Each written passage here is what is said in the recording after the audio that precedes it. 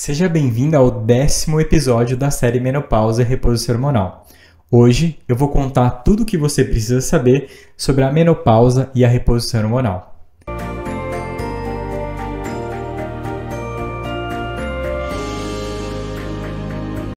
Eu sou o Dr. Renato e eu sou ginecologista.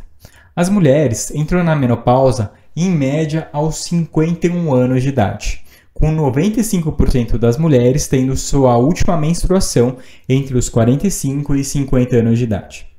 A menopausa está associada a uma diminuição acentuada da produção de estrogênio. Isso resulta em baixas concentrações no sangue de estradiol e também resulta em sintomas vasomotores, como por exemplo as ondas de calor na maioria das mulheres. O estrogênio é um tratamento eficaz para aliviar os sintomas da onda de calor e para os outros sintomas da menopausa.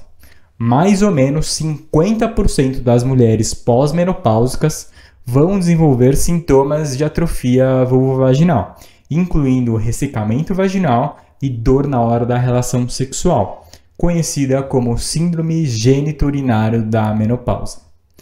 A terapia hormonal da menopausa é o termo utilizado para poder descrever tanto o uso de estrogênio sem progesterona, quanto o uso de progesterona mais estrogênio, principalmente para aquelas mulheres que não fizeram esterectomia, ou seja, que ainda têm um útero.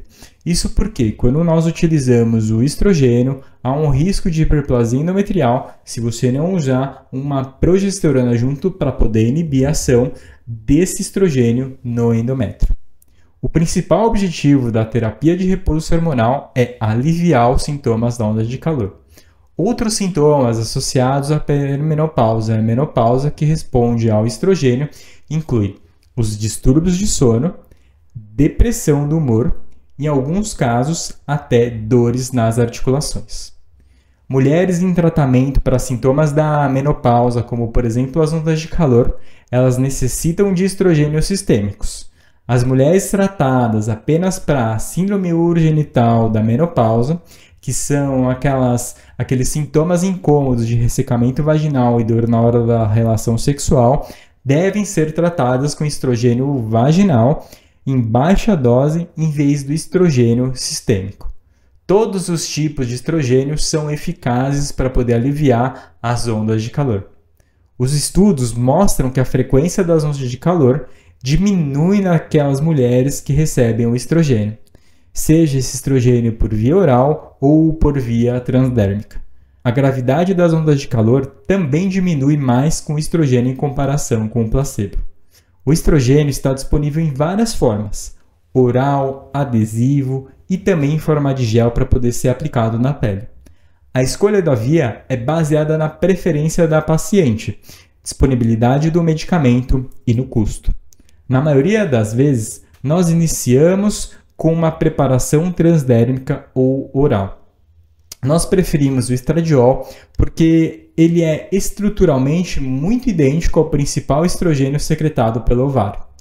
O risco basal de trombose e AVC é muito baixo em mulheres jovens e saudáveis na pós-menopausa. Portanto, se a mulher preferir uma preparação oral em vez de uma preparação transdérmica, nós consideramos sim o estrogênio oral seguro. Doses padrões de estrogênio administradas geralmente de 1 mg por dia de estradiol oral ou 0,05 mg por dia se for pela via transdérmica são adequadas para aliviar os sintomas na maioria das mulheres. Uma exceção são as mulheres mais jovens submetidas à oforectomia bilateral. Elas geralmente precisam de doses mais altas, por exemplo, 2 mg de estradiol oral ou 0,1 mg de estradiol transdérmicas nos 3 primeiros anos após a cirurgia. A dose pode ser subsequentemente reduzida gradualmente. Todas as mulheres com útero vão precisar de um progestágeno para que o progestágeno proteja o endométrio da ação do estrogênio sistêmico para poder prevenir a hiperplasia endometrial que pode ocorrer após 6 meses do uso do estrogênio. As mulheres que fizeram esterectomia não devem receber progestágenos, porque não tem outros benefícios para a saúde além da prevenção da hiperplasia endometrial e do câncer de endométrio. As mulheres que tomam apenas estrogênio vaginal em baixa dose não precisam tomar progesterona. A primeira escolha de progesterona é a progesterona micronizada natural oral, 200 mg por dia por 12 dias no mês, que é o esquema cíclico, ou 100 mg diariamente sem pausa, que é o esquema contínuo.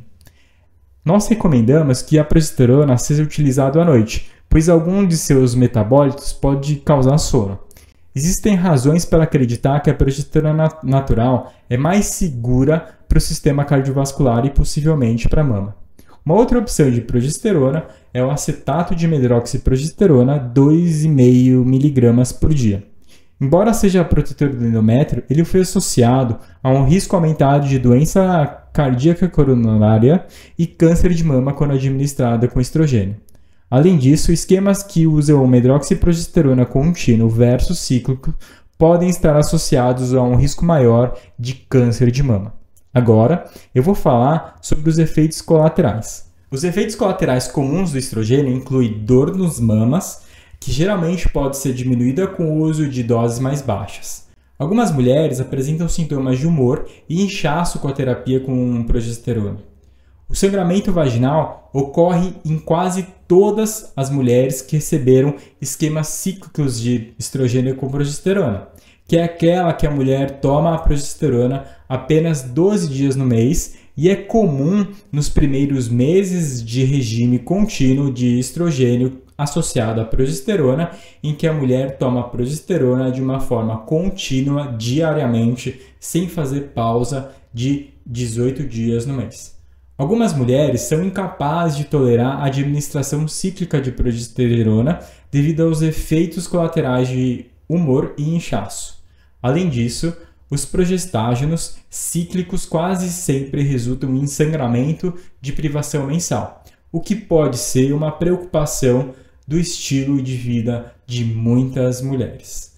Para qualquer uma dessas preocupações, nós sugerimos mudar para um regime de uso contínuo, ou seja, sem fazer a pausa e utilizando diariamente o comprimido de progesterona. Essa mudança geralmente resolve o problema de sintomas de humor e inchaço. Para as mulheres que são incapazes de tolerar tomar via oral a progesterona, as alternativas incluem o uso vaginal da progesterona micronizada ou o uso do DIU hormonal. E a tibolona? A tibolona é uma droga que tem sido utilizada amplamente na Europa e em outros países, como por exemplo o Brasil. A tibolona é um esteroide sintético cujos metabólicos possuem propriedades estrogênicas, androgênicas e progesterogênicas também. Elas reduzem os sintomas vasomotores quando comparadas ao placebo, mas ela é um pouquinho menos eficaz que a terapia com estrogênio. Também tem um efeito benéfico na densidade mineral óssea, ou seja, eles também ajudam a evitar a osteoporose e podem ter um efeito bom nos sintomas de disfunção sexual. No entanto, a tibolona aumenta o risco de recorrência em mulheres com histórico pessoal de câncer de mama e pode aumentar o risco de AVC, também conhecido como acidente vascular cerebral, em mulheres com mais de 60 anos de idade. Eu vou falar agora como saber se você é uma boa candidata a receber a terapia da reposição hormonal. Há uma série de fatores a serem considerados antes de iniciar a terapia hormonal da menopausa. A idade da mulher, a gravidade dos sintomas e os riscos calculados do paciente para uma doença cardiovascular, assim como para o câncer de mama. Sintomas vasomotores, como por exemplo as ondas de calor, são a indicação mais comum para o uso da terapia da reposição hormonal de estrogênio na pós-menopausa. Aproximadamente 85% das mulheres têm ondas de calor durante a transição para a menopausa tardia e no início da pós-menopausa. As mulheres com sintomas leves geralmente não precisam de uma terapia hormonal.